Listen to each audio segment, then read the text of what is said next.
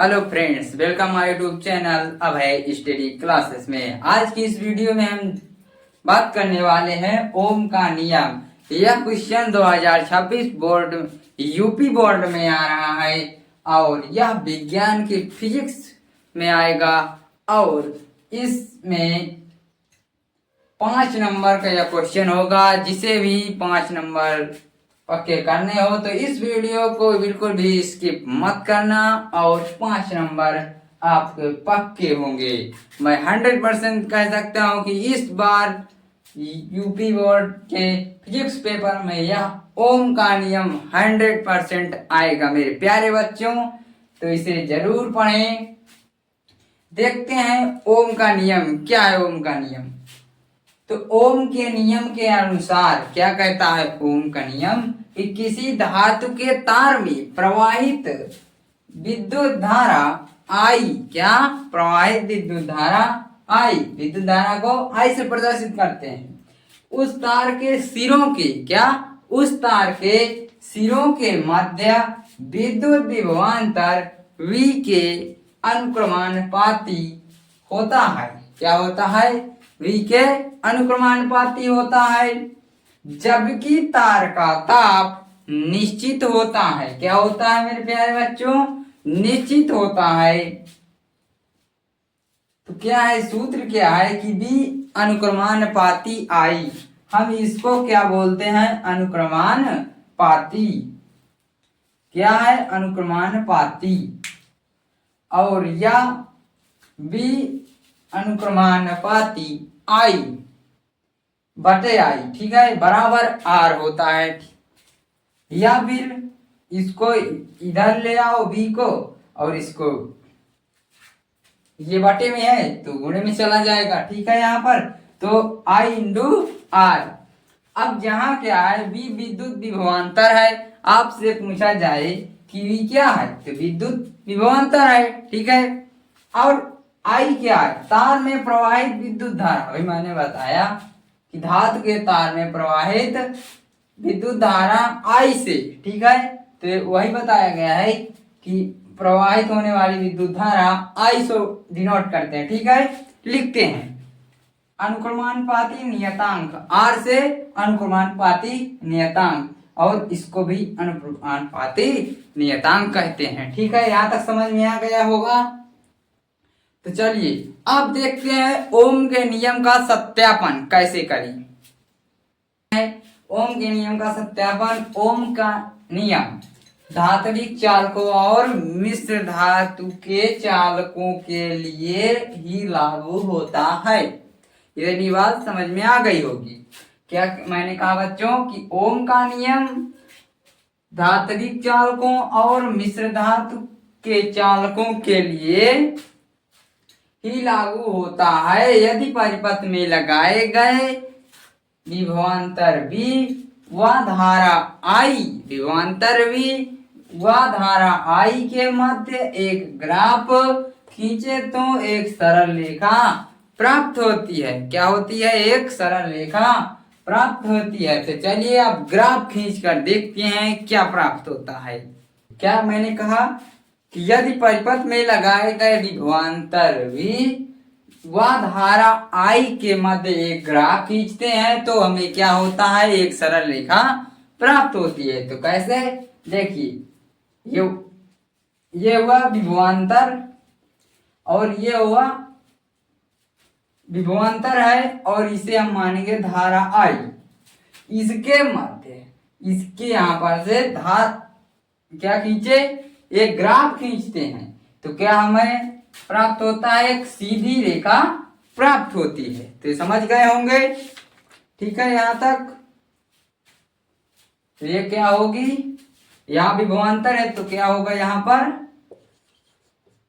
धारा I के मध्य जब ग्राफ खींचते हैं तो हमें एक सरल रेखा प्राप्त होती है। समझ में आया होगा। R बराबर V बटे I, ठीक है, इसका सूत्र होता है। अब क्या है? इसके सत्यापन करने के लिए पहले हमें चित्र बनाना होगा, फिर हम सत्यापन करते हैं। तो कैसे करना है? तो पहले इस डायग्राम अर्थात इस प्रकार का चित्र आपको बनाना है। इसको याद आपको किताब में उल्टा भी बना रहता है, ये साइड नीचे की तरफ रहता है और ऊपर की तरफ, ठीक है। ऐसे समझना है आपको यहाँ पर। तो क्या क्या आवश्यकता है इस नियम को सिद्ध करने के लिए, वो इस चित्र को बनाने के बाद आपको पता चलेगा क्या क्या लगना है। तो आप इसके स्क्रीनशॉट ले लीजिए बच्चों, और मैं फिर लिख के बताता हूँ। एक बार ऐसे ही जान लीजिए क्या क्या चित्र के माध्यम से समझ में आ जाएगा। तो कहता है इसके सत्यापित करने के लिए एक बैटरी, क्या एक बैटरी, ये बैटरी है। अमीटर क्या है, ये ए से अमीटर, ठीक है, इसको क्या बोलते हैं, अमीटर बोलते हैं। अमीटर धारा नियंत्रक तथा प्रतिरोध तार, धारा नियंत्रण तथा प्रतिरोध तार परिपथ आरेख परिपथ आरेख के अनुसार एक श्रेणी में, या अमीटर, फिर क्या, धारा नियंत्रक, प्रतिरोध तार, एक तथा प्रतिरोध तार को परिपथ आरेख के अनुसार एक श्रेणी में जोड़ते हैं। क्या करते हैं, जोड़ते हैं। तथा प्रतिरोध तार, क्या, प्रतिरोध तार के सिरों के मध्य एक वोल्ट मीटर लगाते हैं। इन सिरों के मध्य एक वोल्ट मीटर लगाते हैं। परिपथ में कुंजी लगाते ही धारा आई का मान अमीटर में तथा प्रतिरोध तार के सिरों का विभवांतर वोल्ट में पढ़ते हैं। यदि नियम को सत्यापित करने के लिए एक बैटरी, अमीटर, क्या, यह बैटरी है। यहाँ पे मैं छोटा सा चित्र बनाया हूँ आप लोगों को समझाने के लिए, ठीक है। पढ़ते जाएंगे, समझते जाएंगे तो समझना आसान होगा, ठीक है। तो क्या है कि ओम के नियम को सत्यापित करने के लिए एक बैटरी, अमीटर, धारा नियंत्रक तथा प्रतिरोध तार परिपथ आरेख के अनुसार एक श्रेणी क्रम में जोड़ते हैं। क्या करते हैं, एक श्रेणी क्रम में जोड़ते हैं। यहाँ से प्रतिरोध तार, यहाँ अमीटर, प्रतिरोध तार और धारा नियंत्रक।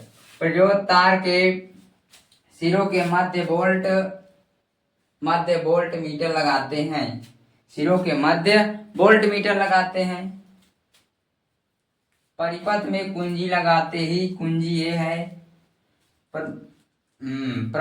धारा प्रवाहित होने लगती है। धारा आई का मान अमीटर से तथा प्रतिरोध तार के सिरों का मान वोल्ट मीटर से पढ़ते हैं, ठीक है, वोल्ट मीटर से पढ़ते हैं। यदि धारा नियंत्रक द्वारा बैटरी के मान को बढ़ाया जाता है, धारा नियंत्रक जो है यदि इसका मान बढ़ाएंगे तो वोल्ट मीटर जो है इसका मान बढ़ेगा, बढ़ सकता है, ठीक है। तो यहाँ तक समझ में आ गया होगा बच्चों। तो मिलते हैं नेक्स्ट वीडियो में। जय हिंद, जय भारत। और आप सभी कैसे हैं कमेंट में जरूर बताएं।